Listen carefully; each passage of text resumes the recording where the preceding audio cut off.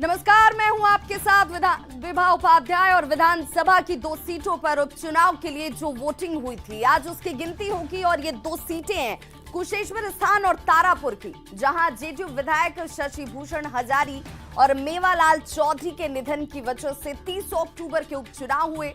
और आज वोटों की गिनती सुबह 8 बजे से शुरू हो जाएगी। इस बार भी हमने काउंटिंग की जोरदार तैयारी की है। मतगणना केंद्र पर हमारे रिपोर्टर तैनात हैं। हम आपको सबसे तेज नतीजे दिखाएंगे। हम आपको याद होगा कि पिछले विधानसभा चुनाव में हमने आपको जिस तरह के सबसे आगे रखा था जानकारी के साथ, वैसे इस बार भी आपको आगे रखने की हमने पूरी तैयारी की है। हमारे साथ एक बड़ा पैनल है जिनके साथ हम मतगणना पर चर्चा करेंगे। और देखिए, हमारे साथ इस वक्त धनंजय गिरी और असित नाथ तिवारी 2 गेस्ट जुड़ चुके हैं, जिनसे हम पूछेंगे कि इस बार के चुनाव को लेकर, अब चूंकि इस चुनाव के साथ आज परिणाम की बारी है, दावों और तमाम कयासों के बीच आज क्या जनता जनार्दन का फैसला है वो सबके सामने आने वाला है, जिस पर सबकी निगाहें टिकी हुई। और सुबह 8 बजे का इंतजार जितना आम जनता कर रही होगी, जितना नेता कर रहे होंगे, वो सब एक एक करके परिणामों के तौर पर सामने आने की शुरुआत हो जाएगी। और हमारे ग्राउंड रिपोर्टर्स सभी जगह पर मौजूद हैं, जो बताएंगे कि किस तरीके से एक एक टेबल पर काउंटिंग की शुरुआत जो है वो हो रही है, और क्या रुझान सामने आते हैं और क्या परिणाम सामने आते हैं। हमारे सहयोगी जो हमारे साथ जुड़े हुए हैं मुंगेर से, हमारे सहयोगी अरुण हमारे साथ जुड़े हुए हैं। साथ ही साथ दरभंगा की बात करें, जहां पर काउंटिंग टेबल पूरी तरह से तैयार है। सुरक्षा के चाक चौबंद इंतजाम के बीच अब सबकी निगाहें टिकी हैं परिणाम को लेकर। दरभंगा पर हमारे सहयोगियों की नजर बनी हुई है। रिपोर्टर्स दोनों ही जगहों पर मौजूद हैं, जिनसे हम चर्चा करेंगे। मगर सबसे पहले देख लेते हैं इस उपचुनाव की अहमियत को। आइए आपको ये बताएं कि 2 सीटों पर हुए उपचुनाव की 10 बड़ी बातें क्या कुछ हैं। और देखिए, विधानसभा चुनाव के 1 साल बाद 2 सीटों पर यह उपचुनाव हुआ है। 2020 के विधानसभा चुनाव में दोनों ही सीटें जेडीयू के पास थीं। जेडीयू ने इन दोनों सीटों को जीता था। उपचुनाव में विपक्ष का महागठबंधन टूट चुका है। इस बार आरजेडी और कांग्रेस अलग अलग दोनों ही चुनावी मैदान में, दोनों सीटों पर आरजेडी और कांग्रेस ने अपने अपने उम्मीदवार उतारे। 11 साल बाद कांग्रेस बिहार में अकेले चुनावी मैदान में उतरी। इस उपचुनाव की ये तमाम वो खास बातें और बड़ी बातें हैं जो हम आपको बता रहे हैं। उपचुनाव के बीच पप्पू यादव कांग्रेस के साथ आ जाते हैं। 6 साल बाद लालू प्रसाद ने चुनाव में प्रचार किया है। ये अपने आप में खास बात है। लालू ने यहां तक कहा कि चुनाव के बाद नीतीश सरकार का विसर्जन हो जाएगा, नीतीश सरकार गिर जाएगी। नीतीश ने कहा कि लालू गोलियों से भी मरवा दें, गोली भी अगर बरवा दे तो कोई गुरेज नहीं है, ये भी करके वो देख लें। तेजस्वी यादव ने कहा कि दोनों सीटें जीतेंगे हम, आने वाले वक्त का बस थोड़ा इंतजार कर लीजिए। तो वो वक्त आ चुका है, यानी कि तारीख 2, और आज वो 2 तारीख है। असित नाथ तिवारी हमारे साथ जुड़े हुए हैं। सबसे पहले हम उनसे ही जान लेते हैं कि आज के इस तारीख पर अब दावों का वक्त खत्म है, परिणाम का वक्त है। असित नाथ तिवारी जी, आज तो परिणाम का दिन है, तो किस तरीके से आज के इस दिन को देख रहे हैं और कितनी बेचैनी है? बड़ी अच्छी आपने बात कही कि अब दावों का वक्त खत्म हो गया है। और मुझे बड़ी हंसी आती है कि जब मैं देखता हूं कि काउंटिंग के वक्त भी लोग तरह तरह के दावे कर रहे होते हैं। हमें थोड़ा धैर्य बरतना चाहिए, थोड़ी देर में तो नतीजे हमारे सामने होंगे। लेकिन ये उपचुनाव कई किस्म के संदेश देगा, इसके परिणाम भी कई किस्म के संदेश देंगे। इस उपचुनाव में हम गठबंधन से अलग हुए विभाजी, और ये हमारे लिए ज़रूरी था। हमारा जो अपना वोट बैंक है, हर पार्टी का अपना एक पारंपरिक वोट बैंक होता है, तो हमारा अपना जो पारंपरिक वोट बैंक है वो हमसे बहुत दूर गया। और इसकी जब आप भी पड़ताल कीजिएगा, मैं भी पड़ताल करूंगा, मेरे जैसा कोई भी आदमी पड़ताल करेगा, तो इस पड़ताल में हमने पाया कि लंबे अरसे तक आरजेडी के साथ गठबंधन की वजह से कांग्रेस का पारंपरिक वोटर कांग्रेस से नाराज हुआ और वो कांग्रेस से दूर हुआ। तो इस उपचुनाव में गठबंधन से अलग होकर हमने एक मैसेज देने की कोशिश की। इतनी आसानी से हम उस वोट बैंक को वापस नहीं पालेंगे, थोड़ा वक्त लगेगा। जीत को लेकर आश्वस्तता कितनी, क्योंकि आज तो परिणाम का ही दिन है, अब कुछ वक्त बाद इसकी काउंटिंग की शुरुआत हो जाएगी। जीत को लेकर कितने आश्वस्त?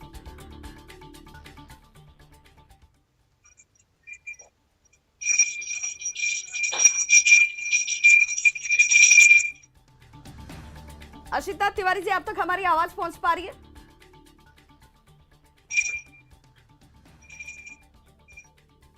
चलिए धनंजय गिरी जी हमारे साथ जुड़े हुए हैं, जरा उनसे भी पूछ लें।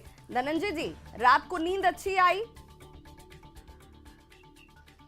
देखिए, ऐसा है कि हमारे यहाँ जो लोकतंत्र है, हमारा समाज जो है वो उत्सव धर्मी समाज है, और लोकतंत्र की खूबसूरती ही यही है कि इसको भी हमारे यहाँ चुनाव पर्व के तौर पर लिया जाता है।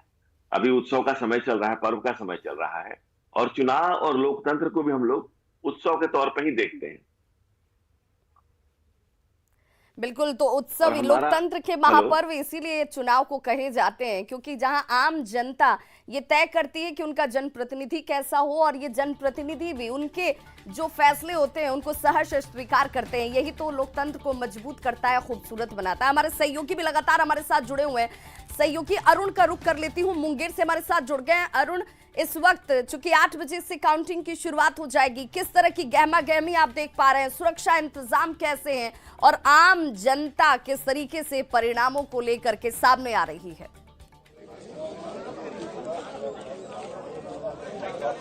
जी बिल्कुल, मैं दिखाना चाहूँगा कि मैं अभी डीजे कॉलेज में मौजूद हूँ, जहाँ पे काउंटिंग हॉल बनाया गया है, और वहाँ पे सुरक्षा को लेकर विशेष इंतजाम किए गए हैं ताकि कोई घटना न घटे, या घटना घटे तो उसको जल्द से जल्द संभाला जा सके। आप देख सकते हैं कि जो काउंटिंग पार्टी है तथा जो काउंटिंग एजेंट हैं, सभी को इंटर जो दिया जाता है उसमें काफ़ी उसको जांच किया जाता है, और जांच के बाद ही उसे अंदर घुसने की इजाज़त है। मैं दिखा सकता हूं कि मुख्य गेट पे देखिए जो एक पुलिस की जो है पूरी फौज यहाँ पे लगी हुई है, ताकि जो भी लोग अंदर जाएंगे उसे जांच किया जाएगा, उसके बाद ही जाएंगे। 8 बजे से काउंटिंग स्टार्ट होना है। मैं बता दूं कि सबसे पहले पोस्टल बैलेट की गिनती की जाएगी, उसके बाद मेन जो है ईवीएम खुलना स्टार्ट हो जाएंगे।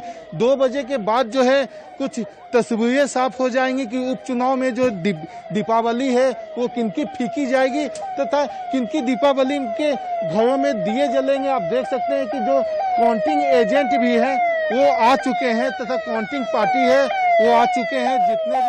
जितने भी पुलिस तथा जिला प्रशासन के जो भी अधिकारी हैं, जो भी चुनाव आयोग के भी जो भी ये सभी यहाँ पे आए हुए हैं, ताकि समय पे काउंटिंग को स्टार्ट किया जा सके। मैं एक चीज़ दिखाना चाहूँगा कि जो पुलिस के जवान हैं जो यहाँ पे हम थोड़ा सा अंदर भी जाके देखेंगे कि क्या मसला है, कैसे उन्होंने पूरा जांच करने की जो है वो व्यवस्था की है। आप देख सकते हैं कि जो भी मेटल डिटेक्टर है, जो भी उन्हीं से उनको ले जाया जाता है, तथा साथ में कैमरे भी लगाए गए हैं। आपसे देख सकते हैं कि यहाँ पे भी जो भी जांच की व्यवस्था की गई है, ये जांच के कंप्लीट हो जाने के बाद ही उन लोगों को जाने दिया जाएगा। उसके बाद जो है 8 बजे जो है वो काउंटिंग स्टार्ट होगा, और जल्द से जल्द हम जैसे पिछले बार भी हमने काफी तेज हम पहुंचेंगे अरुण। और मुंगेर के पर जहां पर सबकी निगाह टिकी है, दरभंगा भी कुशेश्वर स्थान सीट बेहद खास हो जाती है, और जब इस सीट की बात होती है तो कांग्रेस और आरजेडी के बीच आज जो तल्खी है वो इस सीट ने खड़ी की, और चुनाव परिणाम बहुत कुछ आने वाले राजनीति को तय करने वाले हैं। हमारे सहयोगी दरभंगा से विपिन हमारे साथ जुड़ गए हैं। विपिन, दरभंगा की जरा तस्वीर दिखाइए, कितने टेबल्स बनाए गए हैं जहां पर काउंटिंग होगी, और इस वक्त किस तरह की गहमा गहमी हलचल वहां पर आपको नजर आती है?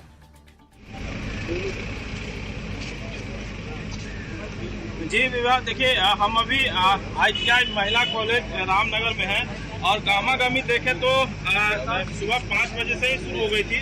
सुरक्षा दृष्टिकोण से पूरा इंतजाम किया गया है। 200 मीटर की दूरी पर ही जो है लोगों को रोक दिया जा रहा है, वाहनों को रोक दिया जा रहा है। वहाँ से लोग जो है पैदल यहाँ मतगणना केंद्र तक पहुँच रहे हैं। और जहाँ तक बात है SSP के साथ बलों को भी लगाया गया है, और पूरे शहर को कहे तो एक तरह से जो है जांच के घेरे में रखा गया है। चूंकि तेजस्वी यादव नेता प्रतिपक्ष यहाँ पर है। यदि हम बात करना चाहेंगे, अभी SSP सर है हमारे साथ,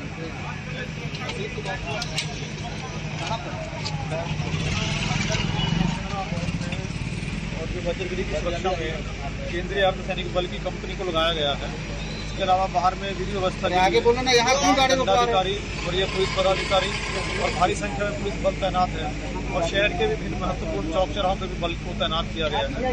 इसके अलावा जिला के सभी थानों को अलर्ट पर रखा गया है कि मतगणना के रिजल्ट आने के बाद कहीं दूर दराज के गाँव में भी कुछ लोगों में अपना चुनाव कई बार हो जाता है, इसको लेकर पुलिस अलर्ट है।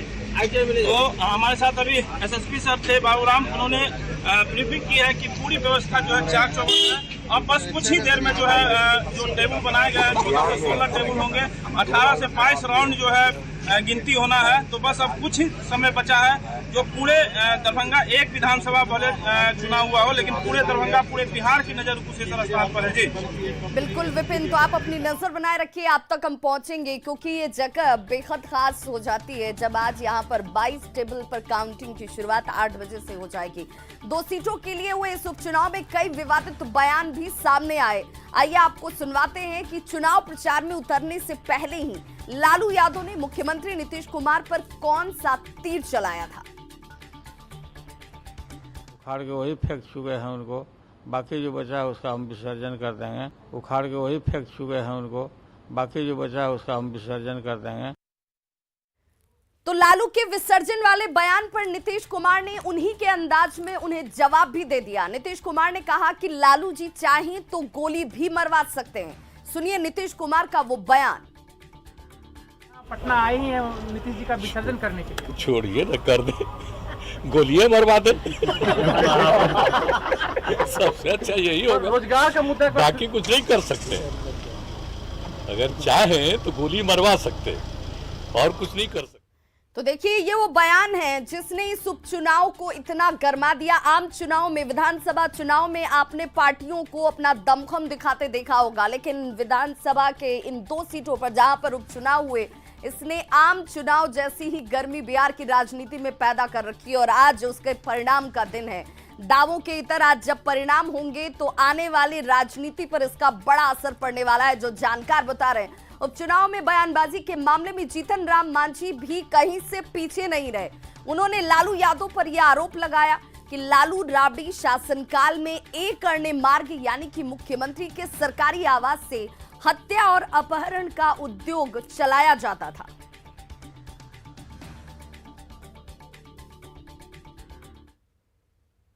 सच्चाई यह है कि हत्या का प्लानिंग एक अन्य मार्ग में होता था। सूटकेस में पैसा जाता था, नाम नहीं लेना चाहते उन पदाधिकारियों को, इसलिए हम कहते हैं कि हम उस समय उनके साथ थे, हम जानते थे इस चीज को। और जब सूटकेस लेकर के निकले, तीसरे दिन एक गरीब टोला में बूढ़ा बुजुर्ग को मार दिया गया और वहीं जाकर के भाषण देने लगे, ए गरीबों एक हो, देखो हम हैं तब तो इस तरह की बात है, नहीं रहेंगे तो क्या करेंगे। ऐसे करके समाज को एकत्र करने का वो प्रयास किया।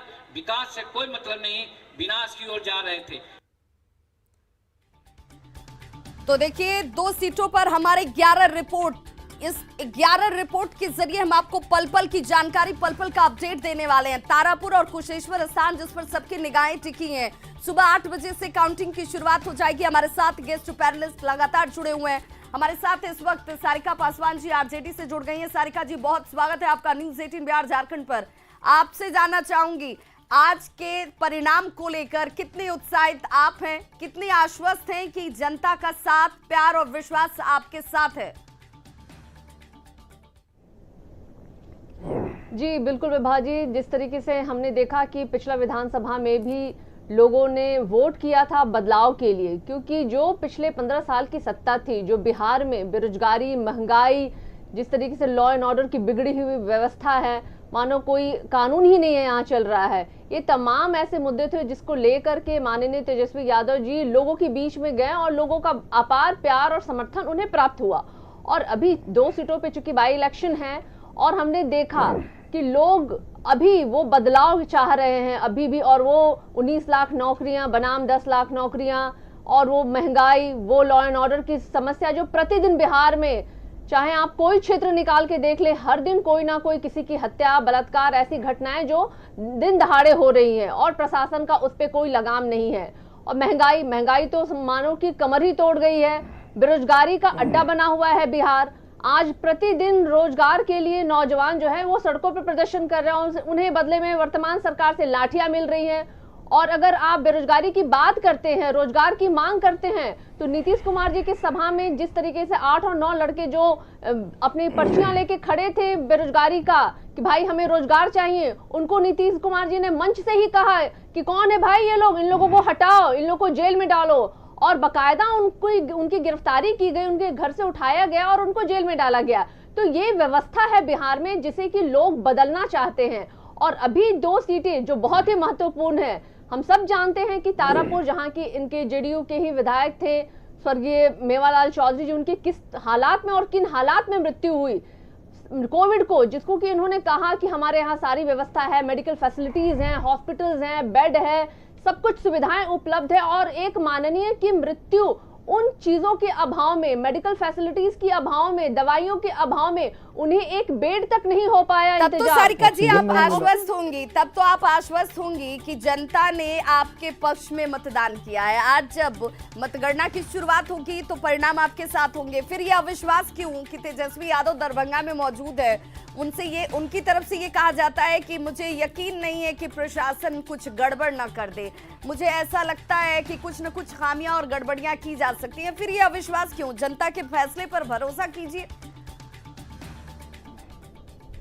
नहीं विभा जी, यहाँ अविश्वास का तो सवाल ही नहीं पैदा होता है, जनता पे तो पूरा विश्वास है। लेकिन वर्तमान सत्ता में बैठे लोग जो कि हमेशा से ही सत्ता का दुरुपयोग करते आए हैं, पिछले इलेक्शन की भी बात अगर मैं याद कराऊं आपको, तो लगभग 12 ऐसे हमारे प्रत्याशी थे जिनको कि मामूली मतलब 19 वोट, 200 वोट, 50 वोट, ऐसे वोटों से उनको अंत में हराया गया। और दोपहर तक तो उनकी काउंटिंग खत्म हो गई थी, उन्हें दिया भी नहीं गया सर्टिफिकेट, और शाम होते होते उन्हें बताया गया कि आप हार गए। सारिका जी, ये तो कुछ वक्त के बाद तय हो जाएगा। और देखिए, सर्वोपरि जनता होती है, जनता जनार्दन ने अपने फैसले के साथ ये तय कर दिया है कि वो क्या चाहती है।